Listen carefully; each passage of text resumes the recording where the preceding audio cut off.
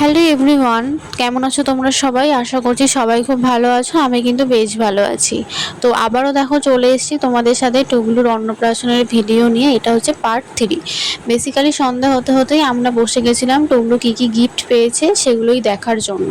শুধু আমরা না, এখানে বৌদির দিদি, বৌদির মা বাবা, আমার মা বাবা, মানে বাড়ির আর কি সবাই ছিলাম।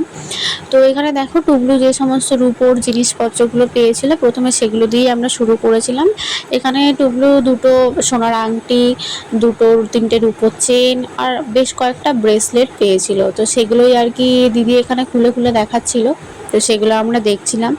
আর জিনিসের মধ্যে টুগলু অনেক কিছুই পেয়েছে। তার মধ্যে আমরা যে জিনিসটা আর কি দিয়েছিলাম, মানে একটা সাইকেল টাইপের ঠেলা গাড়ি, সেটা তো তোমরা আগের ভিডিওতে দেখেইছো। তাছাড়াও কিন্তু টুগলু আর একটা বাইকের মতন গাড়ি পেয়েছিল। তো সেটা তোমরা ভিডিওটা দেখতে পাবে, কারণ টুগলুর যে মাসির ছেলে, সে ওই গাড়িটাকে তখন চালাচ্ছিল আমাদের সামনে। তো সেটার ভিডিও কিছুটা আছে আমার ভিডিওতে, তোমাদের দেখতেই পাবে।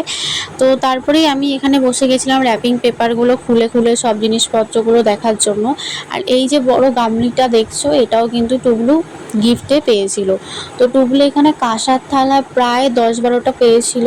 তার সাথে বাটিও পেয়েছিল বেশ 5-6টা, মানে কাঁসার বাটি।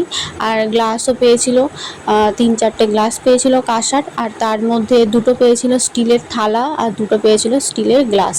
তারপরে পেয়েছিল একটা ফটো ফ্রেম। তারপরে ছিল দুটো ফ্ল্যাক্স, একটা হচ্ছে মিল্টনের যেটা একদম স্টিলের, আর একটা ছিল প্লাস্টিকের।